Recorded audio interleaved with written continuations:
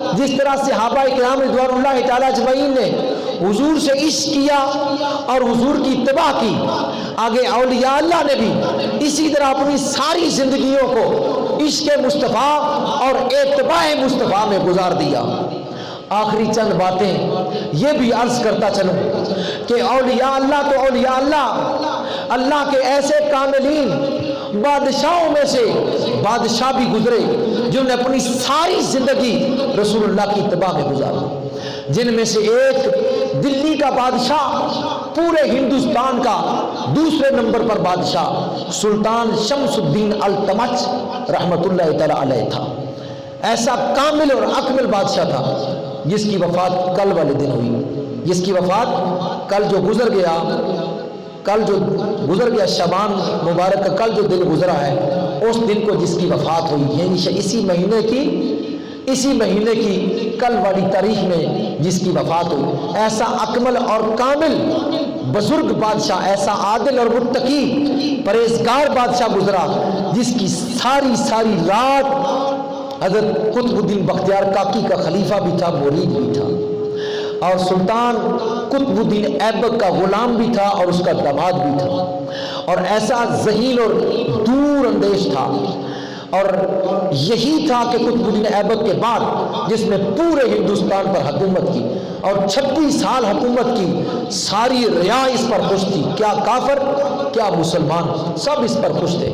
ایسا عادل تھا کہ رات کو گشت کرتا اور گشت کرتے کرتے لوگوں کے حالات کا مشاہدہ کرتا اور لوگوں کی خدمت کرتا اور ان کی حاجتوں کو پورا کرتا، اور پھر ان کو قسم دے کر کہتا کہ کسی کو صبح اٹھ کر مت بتانا کہ رات کو بادشاہ سلامت آئے تھے، رات کو بادشاہ وقت آیا تھا جس نے میری ضرورت کو پورا کیا، جس نے میری حاجت روائی کی۔ ایسا دن رات کو کبھی بھی اس کو کسی نے سوتا ہوا نہیں پایا، رات کو گشت کرتا رہتا گلیوں میں، اور جب لوگ اس کے پاس آتے حاجتیں لینے کے لیے تو وہ غلے کے ساتھ غلے کے نیچے رقم رکھ دیتا نقدی، تاکہ لوگ جا کر جب غلے کو کھولیں تو اندر سے رقم بھی نکلے اور وہ اپنی زندگی کی جو ہے گزر اوقات آسانی کے ساتھ ادا کر سکیں۔ اس نے اپنے یہ سب سے پہلا بادشاہ تھا جس نے اپنے جو ہے محل کے ساتھ زنجیریں لٹکائی ہوئی تھی تاکہ کوئی شخص بھی آ کر ڈائریکٹ کسی وزیر مشیر کو ملے بغیر اگر کوئی تنگ ہے یا کسی پر ظلم ہو رہا ہے وہ آ کر اس زنجیر کو بجائے، چاہے رات کو بجائے چاہے دن کو بجائے، میں حاضر ہوں، میں اس کی سنوں گا۔ ایسا عدل تھا کہ اس کے دور میں شیر اور بکری ایک ہاتھ سے پانی پیا کرتے، شیر بکری پر حملہ نہیں کیا کرتا تھا۔ سلطان شمس الدین التمش رحمت اللہ تعالی علیہ ایسا کامل اللہ کا ولی تھا کہ اور ایسا باادب تھا کہ جب اس کی جو ہے وہ جوانی چڑھتی جوانی تھی، اپنی اس کی ریش داڑھی میں نکلی تھی، گھوڑے پر سوار تھا، اس کو بادشاہ وقت نے بلایا کہ جلدی سے آؤ، اس نے دیکھا رستے میں گھوڑے پر سوار تھا، رستے میں دو اللہ کے ولی زمین پر بیٹھے ہوئے، ایک قطب الدین بختیار کاکی تھے، دوسرا حضرت شیخ شہاب الدین سہروردی تھے۔ اس نے دیکھا اللہ کے ولی زمین پر، تو گھوڑے پر، فوراً اترا اور ان کے پاس سے پیدل چلا۔ جب یہ ادب کیا تو خواجہ قطب الدین بختیار کاکی کے منہ سے نکلا، شہاب الدین دیکھو دلی کا بادشاہ جا رہا ہے، دلی کا بادشاہ جا رہا ہے۔ کسی نے کہا یہ بادشاہ نہیں ہے، فرمایا اب نہیں ہے، فقیر کی زبان سے نکل گیا ہے، یہ کبھی نہ کبھی تو دلی کا بادشاہ ہوگا، یہ دلی کا بادشاہ ہے۔ اور قطب الدین بختیار کاکی کے کہنے پر یہ دلی کا بادشاہ قطب الدین ایبک کے وفات پانے کے بعد اس کا بیٹا آرام شاہ اور وہ نائل تھا، 1 سال کے بعد مسند تخت شاہی پر بیٹھنے والا جو شخص تھا وہ حضرت سلطان شمس الدین التمش رحمت اللہ تعالی علیہ تھے، جن کی ساری زندگی کی ایک نماز بھی تکبیر اولیٰ کے سوا نہیں گزری، جن کی ساری زندگی کی ایک بھی نماز تہجد قضا نہ ہوئی، جس نے ساری زندگی کسی غیر محرم عورت کا چہرہ نہیں دیکھا، وہ دلی کا بادشاہ تھا، وہ دلی کا بادشاہ تھا، جس کی ساری زندگی نماز عصر کی غیر موقدہ سنت نہ چھوٹی، وہ دلی کا بادشاہ تھا۔ نبی پاک صلی اللہ علیہ وسلم کے غلاموں پروانوں کیسے پتہ چلا کسی کو معلوم نہ تھا کہ یہ تہجد گزار ہے اور اس میں یہ شرائط پائی جاتی ہے۔ قطب الدین بختیار کاکی رحمۃ اللہ تعالیٰ علیہ وہ آپ کے مرشد تھے، انہوں نے وصال قریب جب ان کا آیا انہوں نے 4 وصیتیں لکھی، فرمایا جو شخص جس شخص میں یہ 4 شرائط ہوں وہ میری نماز جنازہ پڑھائے، اور اگر کسی میں 4 شرائط نہیں تو میری نماز جنازہ نہ پڑھانا۔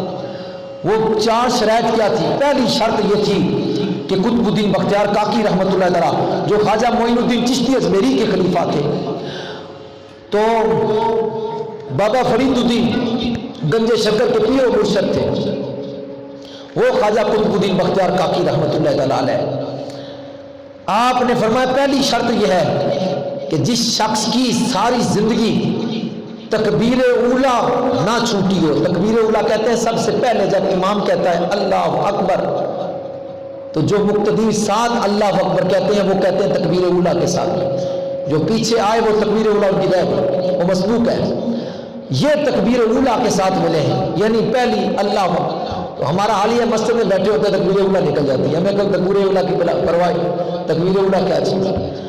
فرمایا کہ جو امام کے ساتھ تکبیر اولا ہوتی ہے جس کی ساری زندگی میں وہ تکبیر اولا نہ چھوٹی ہو، پہلی شرط یہ ہے۔ کتنی مشکل بات ہے، کتنی مشکل، آسان نہیں ہے، بڑی مشکل بات ہے۔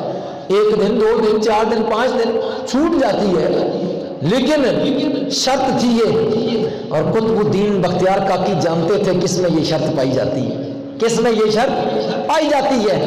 دوسری شرط فرمایا جس کی اثر کی غیر موقدہ سنتے ساری زندگی نہ چھوٹی۔ ہمارا حال یہ ہے مسجد میں اذان ہوتی ہے 15 منٹ ہوتے ہیں نہیں پڑھتے ہم کہتے ہیں جی پڑھیں گے تو ثواب ہے، نہ پڑھیں گے تو گناہ کوئی نہیں، یہی ہے۔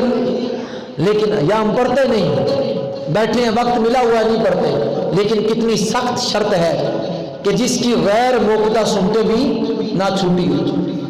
تیسری شرط کہ جس نے ساری زندگی نماز تہجد ادا کی ہو، ایک بھی تہجد کی نماز قضا نہیں، یہ بھی بڑی مشکل بات ہے۔ رات کا پچھلے پیر اٹھنا سردی گرمی میں ہو جاتا ہے کہ بندہ کبھی نہ کبھی لیٹ ہو جاتا ہے، کبھی نہیں اٹھ پاتا، کبھی جناب اللہ تھکاوٹ ہوتی ہے، اور یہ دن کو جہاد کرتا رات کو گشت بھی کرتا، اور آپ دیکھیں کہ کتنے معاملات اپنی رعا کے تہ کرتا، اور پھر تہجد کی نماز قضا نہیں، پھر تہجد کی نماز، یہ بھی بڑی مشکل بات۔ چوتھی شرط فرمایا کہ چوتھی شرط یہ جس نے اپنی بیوی کے سوا کسی غیر محرم عورت پر قصدن جس کی نگاہ نہیں پڑی، قصدن جس کی نگاہ کسی غیر عورت پر نہیں پڑی، یہ بات بھی بڑی مشکل تھی۔ یہ 4 شرائط تھی۔ حضرت قطب الدین بختیار کاکی رحمۃ اللہ تعالی دنیا سے وصال فرما گئے۔ جب جنازے کے لیے عوام اکٹھی ہو گئی، 15,000 محدث تھے جنازے میں، 15,000 محدث تھے، 50,000 قاری تھے قرآن کے جنازے میں۔ عوام الناس خاص و عام جمع غفیر تھا، حد نگاہ تک دنیا ہی دنیا تھی، حد نگاہ تک دنیا۔ تو آپ دیکھ لیں کہ 50,000 قاری ہیں، 80,000 ناظرہ قرآن پڑھنے والے لوگ، 15,000 محدثین ہیں، اولیاء اللہ ہیں، کاملین ہیں، صالحین ہیں، عام لوگ ہیں، کتنے لاکھوں کی تعداد میں وہ جنازہ ہوا ہوگا۔ جب جنازہ کھڑا ہو گیا، نصفیں بن گئی، میت رکھ دی گئی، تو علامہ محمد سعید صاحب نے اعلان کیا کہ لوگوں حضرت صاحب کی وصیت ہے جس میں یہ چار شرائط پائی جائیں، آگے آئے حضرت کا جنازہ پڑھا دیں۔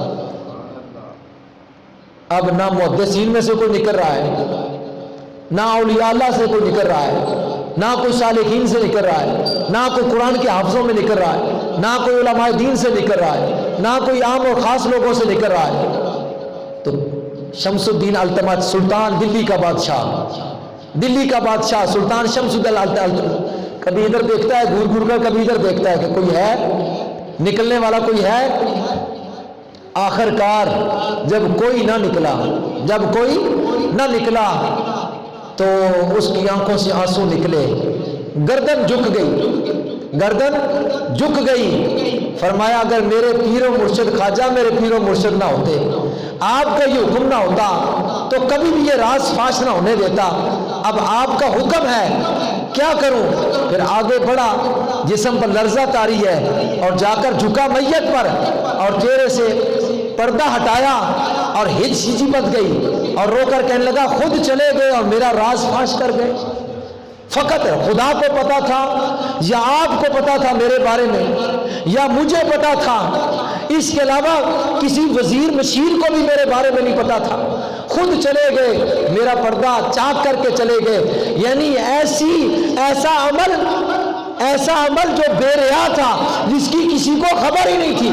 ہم چھوٹی سی نیکی کرتے ہیں تو کہتے ہیں ہم نے یہ کیا یہ کیا یہ کیا.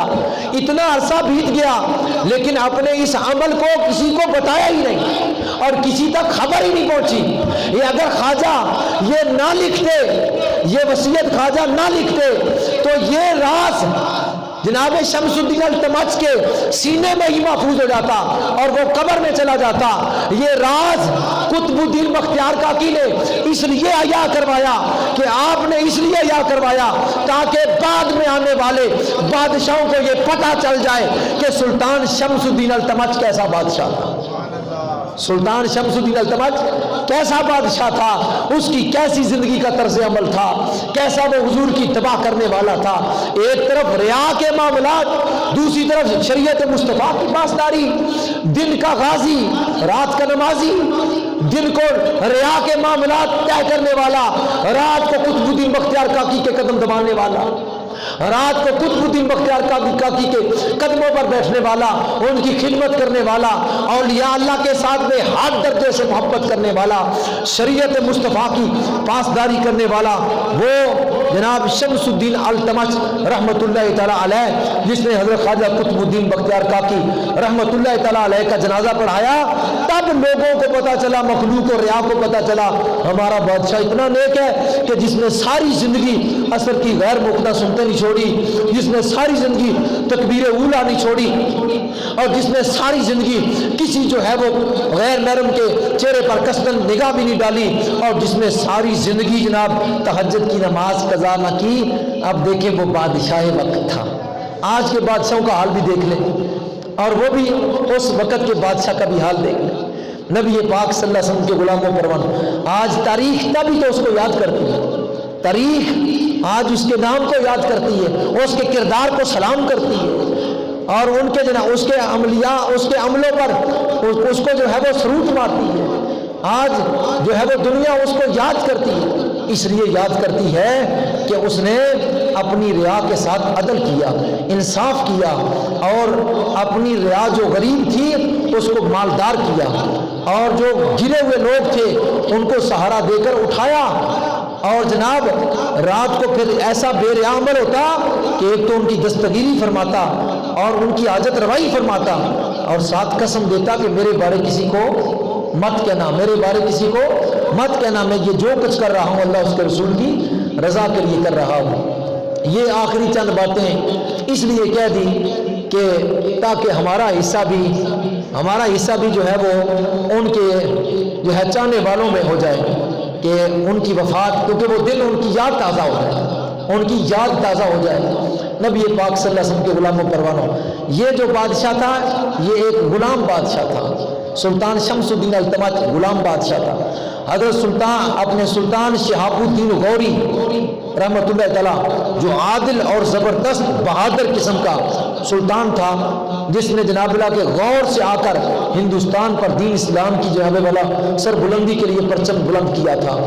اور اس کا جو ہے وہ زر خریدہ غلام قطب الدین ایبک تھا.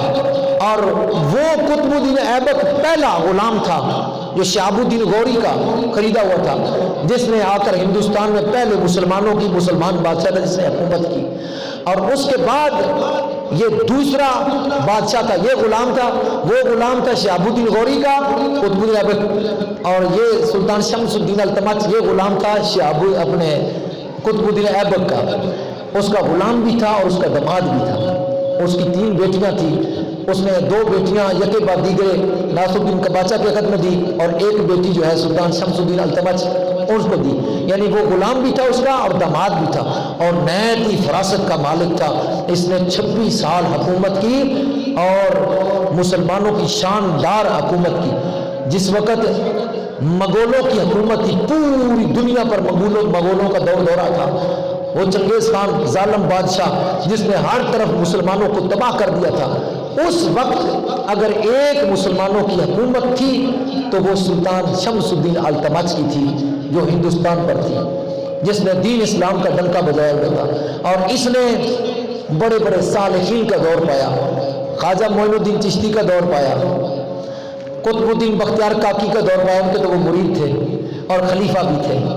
اور خواجہ شہاب الدین سہروردی کا دور پایا، اور جو حضرت بہاؤالدین ذکریہ ملتانی کے پیر تھے، اور خواجہ بہاؤالدین ذکریہ ملتانی کا دور پایا، اور حضرت بابا فرید الدین گنج شکر رحمۃ اللہ تعالیٰ کا دور پایا، اور حضرت سلطان آپ نے حضرت حمید الدین ناگوری رحمۃ اللہ تعالیٰ جو قطب الدین بختیار کاکی کے استاد تھے ان کا دور پایا. ان کا یعنی بڑے بڑے صالحین لوگوں کا دور پایا اور ان کی خدمتیں کی اور ان سے تعلق کو جو ہے وہ قائم رکھا اور ان کی صحبت میں رہ کر برکتیں حاصل کی. اسی لیے اس کی جو ہے یہ حکومت کامیاب تھی کہ اس کا تعلق اولیاء اللہ سے تھا، اس کا تعلق شریعت مصطفیٰ کے ساتھ تھا، اس کا تعلق حضور کے ساتھ تھا. حضور کی جو ہے حضور کی غلامی کا پٹا اس کے سینے میں تھا. تو اس لیے حضور علیہ الصلوۃ والسلام کی تباہ کرنے والے جس دور میں بھی حضور کی تباہ کریں گے، دنیا میں بھی عزت پائیں گے، قبر میں بھی عزت پائیں گے، معاشر کے میدان میں بھی عزت پائیں گے. آج ہمارا حال دیکھیے، نمازیں تکبیر اولیٰ تو کیا نمازیں نہیں پڑھتے، تہجد کیا، تہجد کا پتہ ہی نہیں ہے کہ تہجد ہے کیا ہے، تہجد کی رغبتیں کتنی ہیں. ہم علم کا طوطی تو آسمانوں پر ہو رہا ہے. اس وقت علماء کم تھے، اب تو ہر بے شمار علماء ہیں اور بے شمار جناب اللہ کتب ہیں. لیکن حال دیکھیے کہ ان کی تو تہجد کی نماز بھی قضا نہ ہو، تکبیر اولیٰ بھی قضا نہ ہو، نماز عصر کی سنتیں بھی قضا نہ ہو، کسی غیر محرم کی طرف نگاہ بھی نہ کریں. اور ہمارا حال بھی دیکھیے، تہجد کے بارے میں پتہ نہیں تہجد ہے کیا، تہجد کتنی نماز، اس کی فضیلت کیا، نمازیں کتنی ہیں، تکبیر اولیٰ کیا چیز ہے. ہمیں تو تکبیر اولیٰ کا بھی نہیں پتہ کیا تکبیر اولیٰ کیا ہے. اب ہم کیسے تابع دار ہیں؟ رسول اللہ کے تابع دار بن جاؤ گے، دنیا میں بھی عزت ہوگی، قبر میں بھی عزت ہوگی، معاشر کے میدان میں بھی عزت ہوگی. اگر رسول اللہ کی تابع داری کو چھوڑ دیا، دنیا میں بھی رسوا، قبر میں بھی رسوا، معاشر کے میدان میں بھی رسوا ہوگی. اللہ کی بارگاہ میں دعا ہے اللہ ہمیں عمل کی توفیق عطا فرمائے. آمین.